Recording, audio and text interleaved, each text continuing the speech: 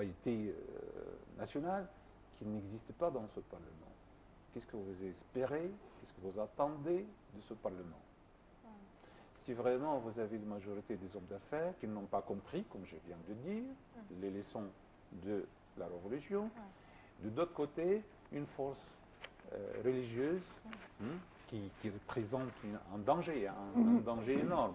Là, qu'est-ce que vous attendez de ce Parlement? J'espère pour moi-même, moi j'étais favorable dans une situation actuelle où vraiment il faut être sérieux. Nous sommes dans une guerre, on voit très bien c'est une guerre sur toutes les frontières de l'Égypte. Et deuxième chose, vous avez une guerre interne. Dans une situation comme telle, est-ce que vraiment un Parlement qui ajoute à cette scène politique une sorte d'instabilité politique, économique et même populaire, est-ce que vraiment c'est une solution idéale pour l'avenir de l'Égypte et surtout dans une situation de guerre actuelle? Ça, c'est la question qui se pose. Probablement, il y aura une solution, j'espère, la solution qui est la Cour constitutionnelle suprême donner une décision en verdict que tout ce processus législatif n'est pas constitutionnel. Il y a beaucoup de défauts, en fait. Il y a beaucoup de trous dans la loi d'élection, dans le choix des candidats. Donc, vraiment, un Parlement qui ajoute une sorte d'instabilité de l'Égypte, on n'a pas besoin, surtout en ce moment. Mais pourquoi ils insistent sur l'élection législative?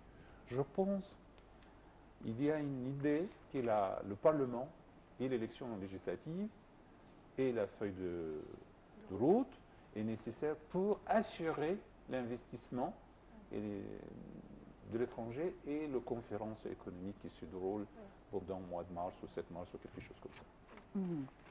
On reviendra certainement à cette conférence et on reviendra aussi aux hommes de l'Ancien Régime parce que je ne partage pas beaucoup votre avis. Et maintenant, on va voir un reportage et puis on reparlera de cela.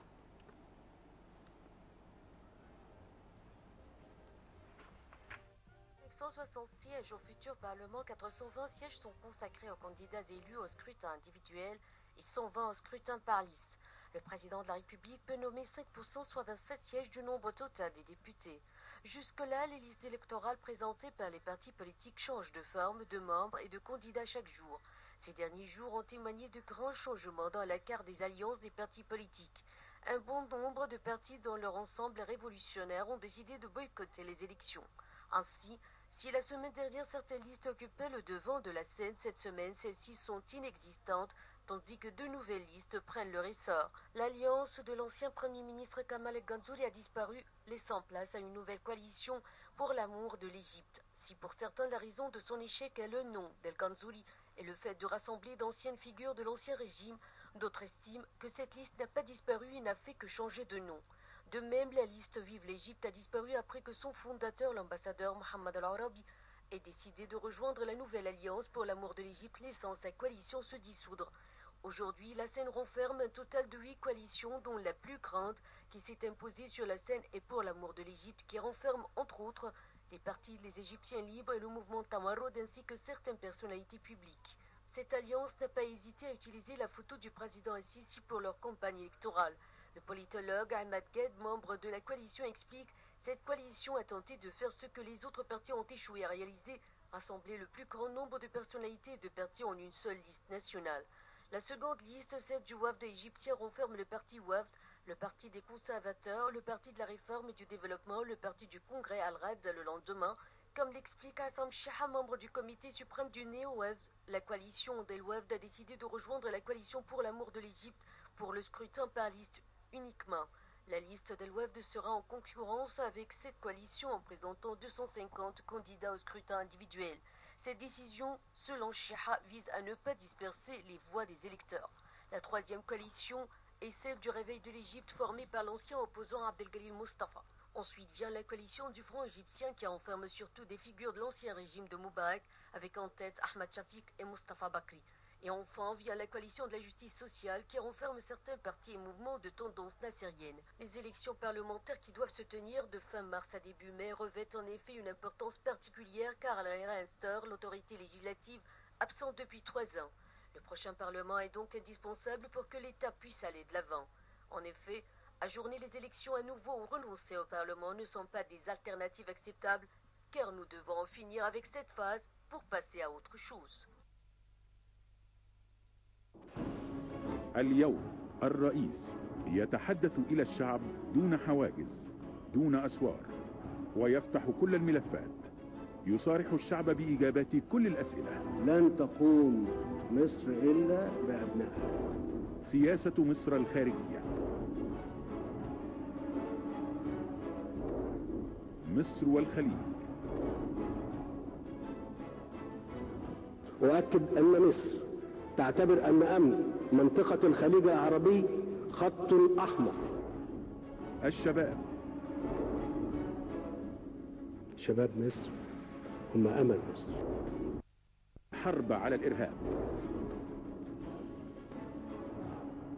مصر بتخوض حرب وجود. المشروعات الكبرى. بدأت مصر في تنفيذ برنامج شامل طموح لدفع عملية التنمية حتى عام 2030. الاقتصاد والعدالة الاجتماعية. المستقبل. وبفضل جهدكم مصر هتبقى حاجة كبيرة قوي. حديث الرئيس اليوم 7:00 مساء على قنوات التلفزيون المصري. Donc, très brièvement, on voudrait quand même clarifier ce que vous entendez par les hommes de l'Ancien Régime. Parce que si on part de ce principe, tous ceux qui existent sur la scène politique aujourd'hui seraient considérés comme des hommes de l'Ancien Régime, puisqu'ils étaient là et en fonction à l'époque de Moubarak. Simplement, très clairement, c'est les hommes de parti national-démocrate de Moubarak. Et pourquoi je dis ça? Parce qu'il y a un verdict juridique contre ce parti qui a commis quand même, qui est responsable de la corruption politique, économique. Donc la corruption, cette corruption de leadership de ce parti.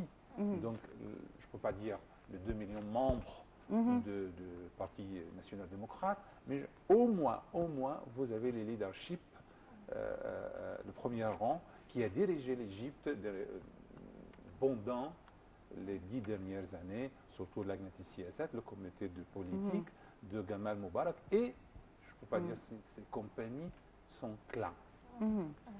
Oui, alors, docteur Safwat Hatem, pour conclure notre édition pour aujourd'hui, je voudrais savoir, selon vous, on va voir à 19h aujourd'hui un discours prononcé par le président Abdel Fattah Sisi, il va s'adresser à la nation. Selon vous, au cours de ce discours, de quoi va discuter le président ou qu'est-ce qu'il va dire à la nation concernant la situation actuelle, puisqu'on a vu que depuis qu'il est à la tête de l'Égypte, il y a une transparence. Il essaye de parler au peuple afin d'expliquer ce qui se passe. De quoi il va parler? J'espère que ce sera de bonnes nouvelles, surtout vis-à-vis la guerre contre le terrorisme en Libye, surtout la frontière avec la Libye qui se menaçait depuis 3 ans. On a parlé beaucoup de la Libye et le danger qui représente pour l'Égypte.